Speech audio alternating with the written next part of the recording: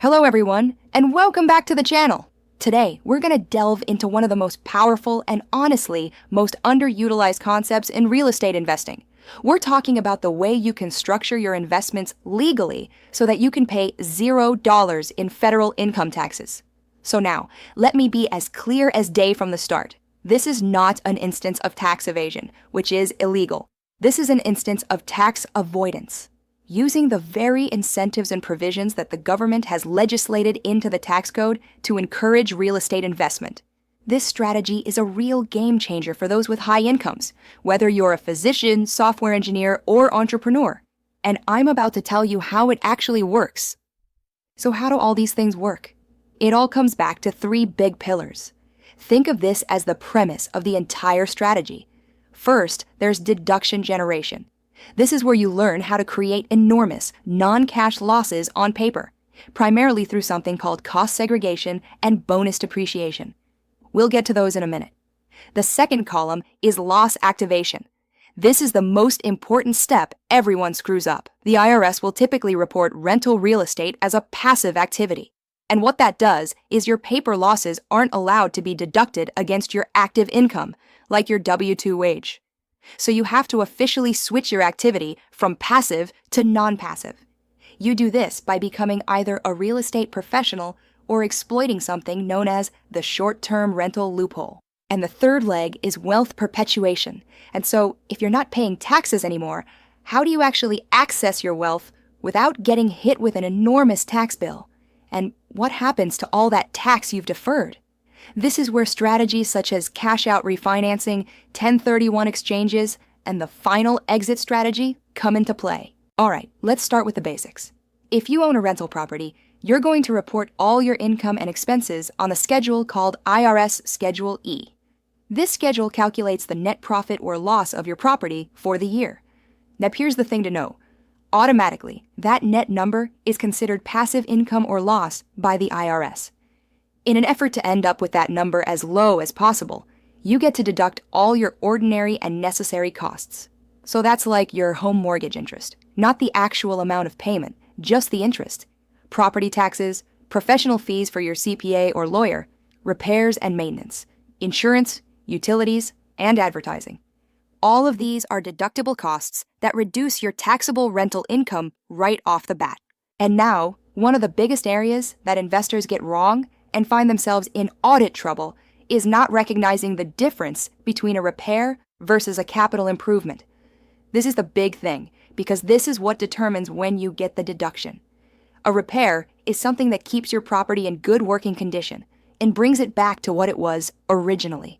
Think along the lines of fixing a leaky pipe, repainting a room, or replacing some broken tiles.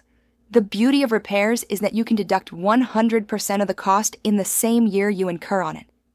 A capital improvement is an item that enhances the worth of the property, lengthens its lifespan, or puts it to a different use.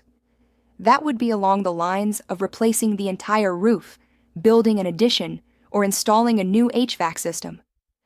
These are costs that must be capitalized, so you can't claim them all on one return. You have to depreciate them over 27.5 years for personal property, and a $27,500 new roof amounts to only a $1,000 deduction per year. See why it is so advantageous to call an expense a repair? So how do you label expenses as repairs safely without being caught by the IRS? Well, the IRS has come up with what are called safe harbors for your help. They are like shortcuts that have been approved ahead of time. There is the routine maintenance safe harbor. This says that if you perform a maintenance task which you reasonably expect to do more than once every 10 years, like repainting or keeping appliances in working condition, you can write it off as a repair immediately. The second is the de minimis safe harbor. This allows you to deduct small items immediately that are under a certain dollar amount per item. You just need to have a written policy at the start of the tax year establishing your capitalization threshold. Using these safe harbors smartly enables you to front-load your depreciation, transforming what otherwise would be long-term depreciation into immediate, powerful deductions that maximize your paper loss. We'll talk about the king of paper losses, depreciation. Depreciation is how the IRS accounts for the fact that your building is slowly decaying. So, they let you deduct a portion of the cost of the building each year. For rental property on your house, you split that cost and deduct it evenly over 27.5 years. So if you have a $275,000 structure, you get a $10,000 deduction a year for 27.5 years. Now, that's a good steady deduction, but it's a slow burn. For a high-income individual who needs to pay off a big tax bill, $10,000 a year ain't gonna cut it. We have to make this process faster. And that's where a highly potent tool in the form of a cost segregation study comes into play. A cost segregation study is an engineering and accounting analysis that breaks down your entire building into its very parts. You know, the guts of the building are being depreciated over 27.5 years, but most of the things inside the building do not live that long. We're referring to things like carpeting, appliances, specialty lighting, particular plumbing and electrical fixtures, even landscaping and sidewalks. A cost segregation study separates out all these things and recategorizes them from 27.5-year property to 5, 7, or 15-year property. This is the recategorization that sets the stage for the real magic. After you've categorized those assets into shorter buckets, you can unleash the loss engine. Bonus depreciation. Due to the existing tax code, you can commonly deduct 100% of the cost of those 5, 7, and 15-year assets in the first year the property is put in service. Let's put this into practice. Let's say you purchase a property for $1 million. A cost segregation study may find that $150,000 of that cost is in those assets with shorter lives. With 100% bonus depreciation, you can depreciate a one-time, non-cash amount of $150,000 in year one. That's on top of your normal depreciation and all your other deductions. That creates a tremendous paper loss, which you can use to pay off other income. Your property can be cash flowing lucratively, but on paper, it's creating a humongous loss. That's the fuel of the plan. But a quick word of caution. This powerful deduction comes with a back-end penalty called depreciation recapture, which we will come to later. That is why you need a long-term strategy. So you've created this humongous paper loss. The trap is, the IRS does have something referred to as the Passive Activity Loss Rules, or PAL rules. They dictate that passive activity losses, and this includes real estate rental by default, can only be used to offset passive activity income. They can't be used to shelter your active income, like your W-2 income from your job or earnings from a business in which you actively participate. So all these losses we just fabricated are trapped. They're useless for saving you tax on your wage, unless we can trick them into behaving. There's a small exception for smaller incomes, but for high earners, it doesn't apply. So we must break through this barrier. The first and best way to penetrate is by being an REPS, or a real estate professional. It's not a license. It's a tax status with two very tight tests. One, the 50% test. More than half of all the personal services you perform in a year, in all of your jobs and businesses, have to be in real property trades or businesses. And second, the 750-hour test. You must perform more than 750 hours of services in those real estate businesses during the year. Assuming you pass the first two tests, then you must show that you materially participate in your rental activity. The IRS permits you to aggregate all your rentals into one activity, and this greatly simplifies proving material participation. And then, if you are employed full-time in a 2,000-hour-a-year job, you have no possible way on earth that you can meet that 50% test. That is where the spousal strategy rescues your life. When you both use the joint return, your spouse's work counts.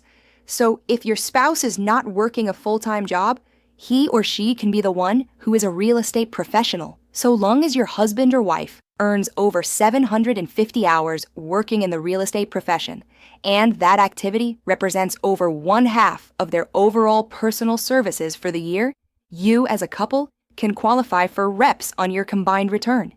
That means all those real estate losses can cascade over and reduce your substantial W-2 income. I must stress, this is an area of high audit risk. The IRS will resist this, so you'll have to keep good. Contemporaneous time records?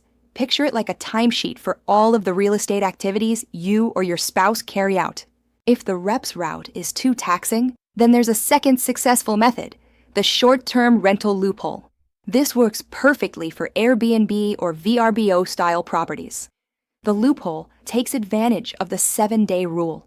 If guests occupy your property for 7 days on average or less, the IRS does not consider your venture a rental activity at all. It's treated closer to a hotel business. This automatically avoids the passive activity loss rules. After you are in conformity with the 7-day rule, all you need to show is material participation, which basically can be met by working over 500 hours on the business in a year. Be careful though. If you are providing very substantial services like day cleaning and concierge, the IRS might reclassify it to Schedule C business, which will subject you to self-employment tax. So let's briefly contrast these two wonderful strategies. Reps is the choice for those with multiple long-term rentals. It takes more than 750 hours and passing the 50% test, but it brings losses to all your properties. The audit risk is high, so documentation is essential. STR loophole is perfect for vacation rentals. The hour test can be minimized, over 500 hours, and no 50% test. The trick is proving the average stay is 7 days or less. Audit risk is still medium-high, but on the right property, it's a fantastic tool. Once you use either approach to reclassify your activity as a business, you can also qualify for the 20% qualified business income deduction, which is icing on the cake. All right, you've triggered losses and created them. You're zero taxing now. But how do you make the money? You can't just sell because you'd have an awesome tax bill. The answer is to use the debt shield. One simple rule of tax law is this: income from a loan is not taxable. The IRS treats a loan as a debt that you have to pay back, not as income. That is the borrow part of the buy, borrow, die plan.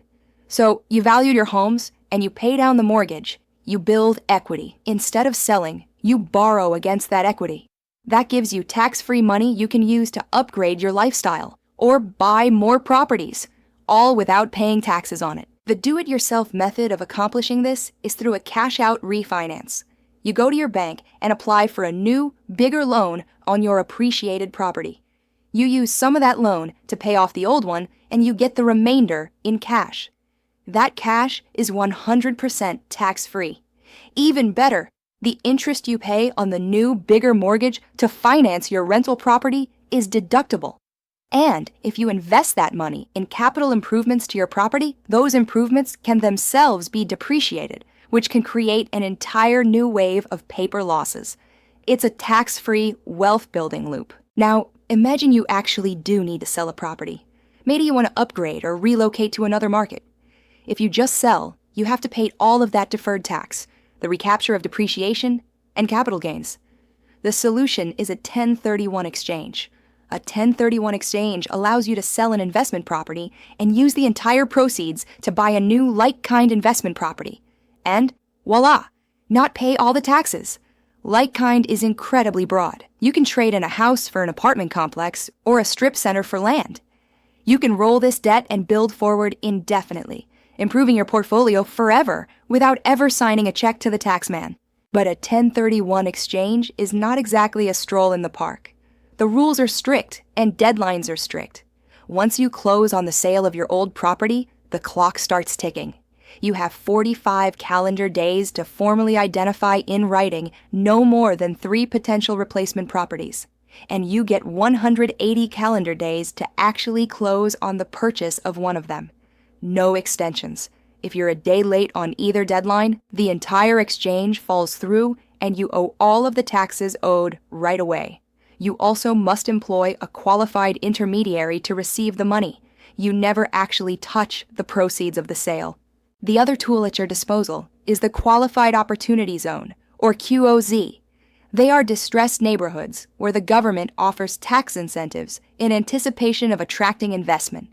If you have a capital gain from somewhere, like selling stocks or a business, you can roll that gain into a qualified opportunity fund that invests within those zones. This delays the tax on that initial gain until 2026. But the best is if you hold the QOZ investment for 10 years or longer. When you sell, any subsequent appreciation that occurred within the investment is all 100% tax-free. It's a wonderful method to keep tax off future growth. Remember when I mentioned the catch with bonus depreciation? This is it. All that depreciation you've been deducting, especially the accelerated bonus depreciation, isn't lost. It's deferred. When you sell, the IRS recaptures that depreciation. The tax you owe is determined by how you deducted the depreciation. Straight-line depreciation on the building is recaptured at a highest rate of 25%. But the bonus depreciation you deducted on the personal property, that gets taxed at your ordinary income tax rate up to 37%.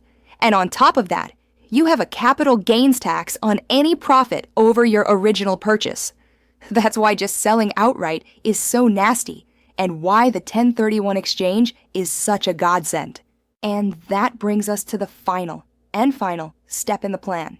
It's the die in buy, borrow, die. It's called the step up in basis at death. Here's how it works. When you die and your estate transfers down your real estate investments, the tax basis of those properties is automatically stepped up to their fair market value at your death. Assume you bought some property for $200,000 and it's worth $2 million when you die. Your heir's new basis is $2 million. When they sell it later for $2 million, they pay no capital gains tax. All the depreciation recapture, vanished. All the capital gains on all those years of appreciation, vanished. All the gigantic, mammoth tax burden that you've deferred your whole lifetime is gone for good. This is the master plan in brief. You buy property, you use depreciation to create losses offsetting your profits, you spend equity to live tax-free. You use 1031 exchanges to delay the bill to the government into perpetuity, and then you leave it to your heirs, where the step-up in basis eliminates the debt to the government into perpetuity. This is a highly advanced, long-term strategy that includes diligent documentation and an outstanding team, like a CPA who is familiar with real estate. But it's 100% legal and the pinnacle of tax planning strategy.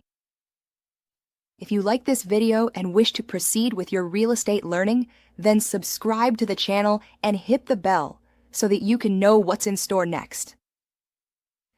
To keep your momentum rolling, I've chosen another video for you that will help you in your investing journey. You'll see it right here on the screen. Just click it and go ahead and learn some more. Thanks for watching. I'll see you in the next one.